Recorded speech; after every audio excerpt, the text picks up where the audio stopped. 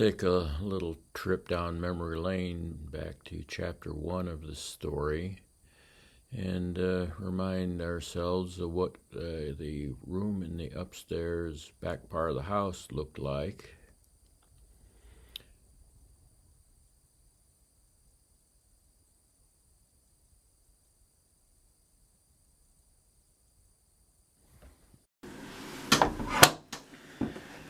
This is the room that as it exists at this moment.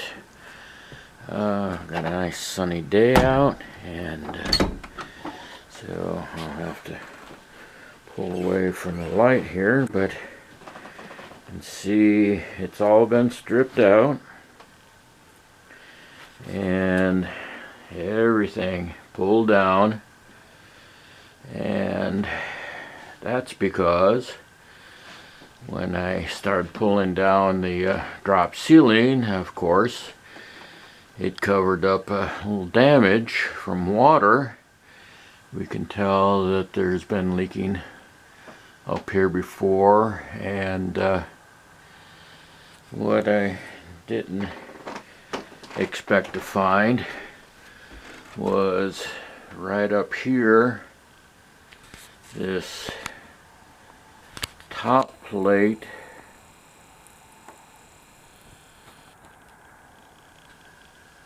and the ends of the ceiling joists rotten. So that's going to have to be cut out in some fashion and replaced. I'll have to lift these, well, actually these ones that have rod on the end, these ceiling joists, I'm going to pull out, which is what I just also did with the camera, and I'll be replacing those. They're old ones. For some reason that one was scabbed on the side, but these two here will get replaced. Just because it's old wood doesn't mean it has to be replaced, but it looks at some point like somebody else ended up having to do a similar thing. And what's really screwy is this room isn't even 8 feet high. It's about 4 inches short because of where they had to start the roof line and taper it down enough. But what they also ended up doing is cutting the roof joists, tapering them, so there's really only a small portion of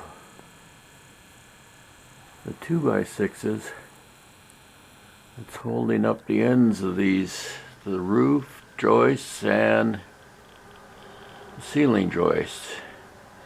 And they were a little bit liberal in cutting the taper off on that, and did a real hack job on it. Didn't extend them very far into that sill. Could have extended them further. I don't know if it made much difference as far as the load bearing capabilities. But yeah, this is quintessential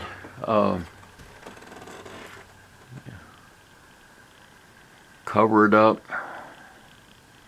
forget about it, nobody will know the difference kind of work that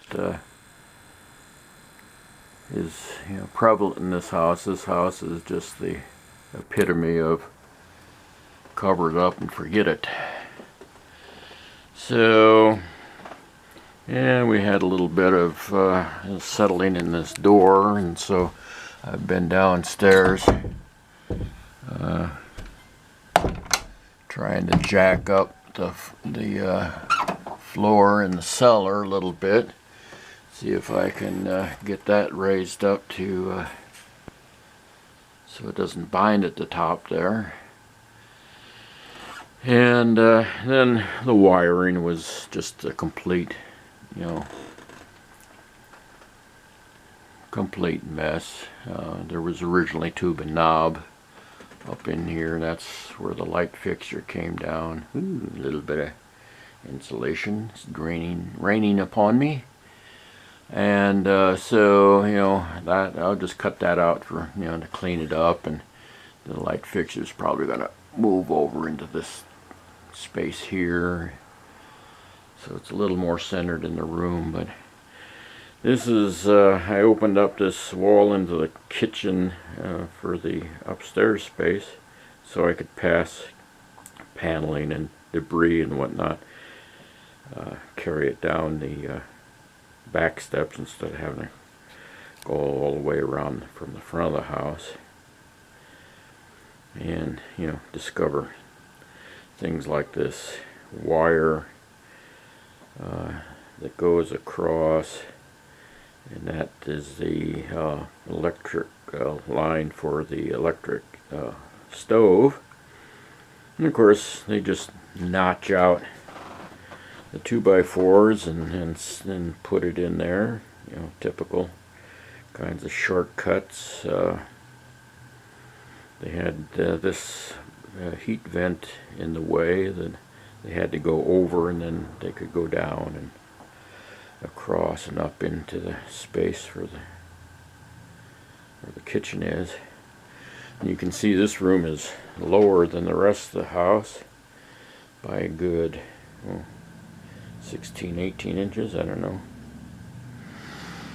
But yeah, that's what that opening's for. You can see the refrigerator of the, yeah, that's sitting there in the kitchen.